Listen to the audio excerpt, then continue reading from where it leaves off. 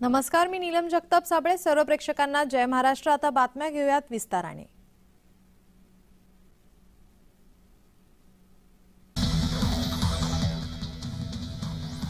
ग्रामीण भागातील मुलींना विमान प्रवासाचा अनुभव मिळावा म्हणून कराड तालुक्यातील मलकापूर येथील श्री मळाई देवी शिक्षण संस्थेच्या कन्या शाळेने विद्यार्थिनींची विमानाने सहल काढली. कोल्हापूर ते मुंबई असा विमान प्रवास मुलींनी अनुभवलाय.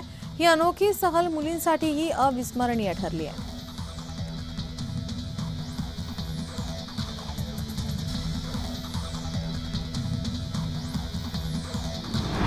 धुळे शहरासह जिल्ह्याचे तापमान गेल्या 2 दिवसांपासून झपाट्याने खाली आले. जिल्ह्यात तापमानाचा पारा 10 अंश सेल्सिअस पर्यंत खाली आला असून यंदाच्या हिवाळ्यातील हे सर्वात कमी तापमान नोंदवले गेले. शहरात गारठा वाढला असून सायंकाळी गार वाऱ्यांमुळे थंडीचे प्रमाण अधिकच जाणवत आहे. मागील आठवड्यांपर्यंत तापमानाचा पारा 16 अंश सेल्सिअस पर्यंत होता. तो आता 10 अंश सेल्सिअस पर्यंत खाली आल्यानंतर त्याचा विपरीत परिणाम जनजीवनावर होत आहे.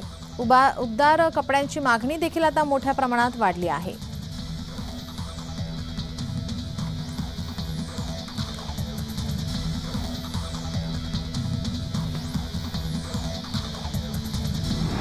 केंद्र सरकारच्या महत्त्वाकांक्षी वाढवण बंदर संदर्भातली महाराष्ट्र प्रदूषण नियंत्रण मंडळाची जनसुनावणी अखेर 1 महिना पुढे ढकलली.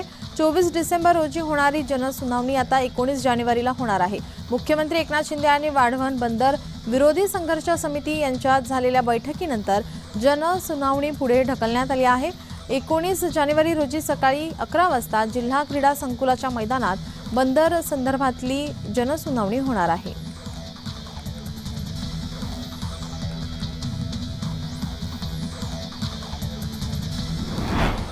मराठी महिन्यानुसार सध्याच्या मार्गशीर्ष महिन्यात विठुराया हे विश्रांतीसाठी गोपाळपुरी जाऊन पोहोचले आहे. मार्गशीर्ष महिन्यात विठ्ठलाचे वास्तव्य हे मंदिरात नसून गोपाळपूर जवळच्या विष्णुपदावर असते. मंदिराप्रमाणेच विष्णुपदावर देखील विठ्ठलाचे पहाटेपासून रात्रीपर्यंत सर्व राजोपचार होतात. त्यामुळे सध्या मंदिरासोबतच चंद्रभागेकाठी असणाऱ्या विष्णुपदावर विठू भक्तांची मांदियाळी भरली आहे.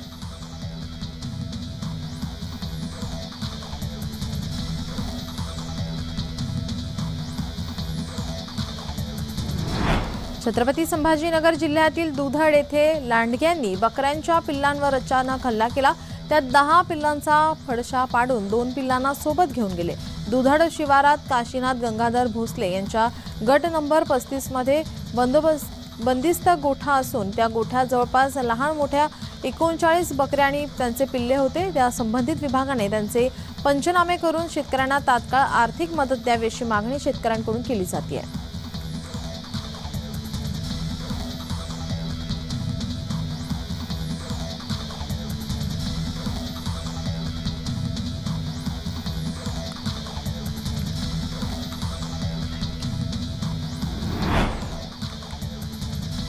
बुलढाणा जिल्ह्यातील 6 वर्षीय शिवराजने महाराष्ट्रातील सर्वात उंच शिखर म्हणून ओळख असलेल्या कळसुबाईचे शिखर चढून दाखवण्याची किमया साधली आहे. लोणार येथील 6 वर्षीय शिवराज सचिन कापूरने याने याआधी देखील जॉर्ज एव्हरेस्ट हे शिखर सर केले आहे.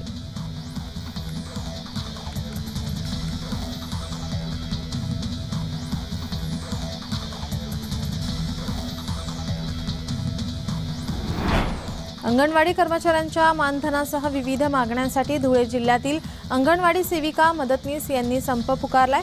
या संपात जिल्ह्यातील 3000हून अधिक कर्मचाऱ्यांनी सहभाग घेतल्याने जिल्हाभरातील 2000 अंगणवाड्यांमधील बालकांची किलबिल थांबलेली आहे. महत्त्वाचं म्हणजे कर्मचाऱ्यांच्या संपामुळे बालकांना देण्यात येणारा पोषण आहार वाटपासह आरोग्य तपासणीचा प्रश्न निर्माण झालाय. गेल्या 2 आठवड्यांपासून कर्मचाऱ्यांचा संप सुरू असून कर्मचाऱ्यांच्या संपाचा फटका अंगणवाडीत शिकणाऱ्या बालकांना बसलाय. त्यामुळे शासनाने अंगणवाडी कर्मचाऱ्यांच्या मागण्या तात्काळ मान्य करून लहान बालकांच्या शिक्षणासह पोषण आहाराचा प्रश्न सोडवावा अशी मागणी गावकऱ्यांकडून करण्यात येत आहे.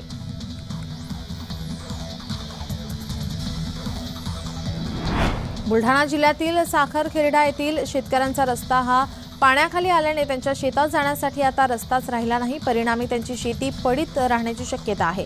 शेतकऱ्यांना या काठावरून त्या काठावर असलेल्या शेतात जाता येत नाही. काही शेतकरी पाण्यातून जीवघेणा प्रवास करतात. रस्ता मोकळा करून द्यावा किंवा पर्यायी रस्ता द्यावा अशी मागणी शेतकरी करतात.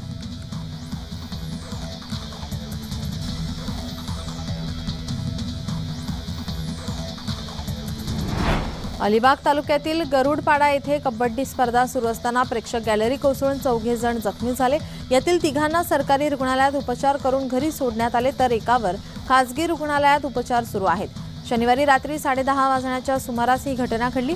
स्पर्धा पाहायला प्रेक्षकांची गर्दी झाली होती। त्याचवेळी तात्पुरत्या स्वरूपात उभारण्यात आलेली लोखंडी प्रेक्षक गॅलरी कोसळली आहे। या घटनेचा व्हिडिओ समोर आला आहे।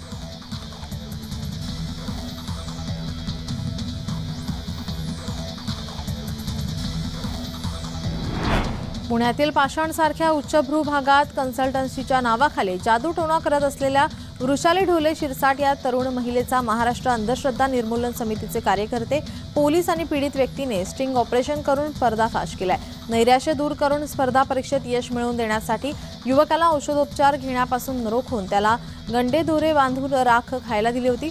पाय धुतलेले पाणी प्यायला दिले। अंगी अंतरिंद्रिय शक्ती असल्याचे भासून युवकाला मृत्यूची भीती घातली। युवकाची सुमारे 1.5 लाख रुपयांची फसवणूक करून त्याला जीवे मारण्याची धमकी दिल्याचेही समोर आले आहे।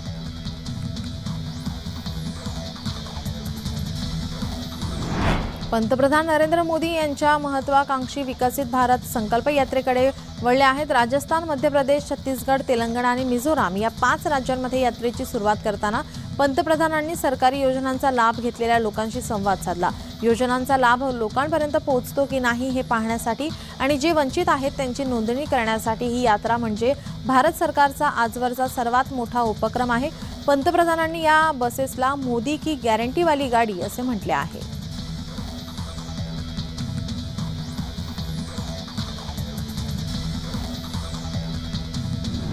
अयोध्येमध्ये राम जन्मभूमीवर भगवान रामाच्या मंदिरात 22 जानेवारी रोजी प्राणप्रतिष्ठा होणार आहे।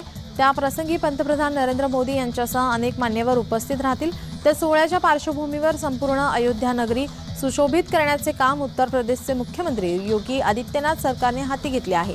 अयोध्या नगरीच्या विकासाचे नोडल अधिकारी तसेच अयोध्या विभागाचे आयुक्त गौरव दयाल यांनी सांगितले, राम जन्मभूमीवरील भगवान रामाच्या मंदिरात दर्शनाला जाणाऱ्या भाविकांसाठी 4 कॉरिडॉर बसवण्यात येणार असून त्यांचे 90% काम पूर्ण झाले आहे।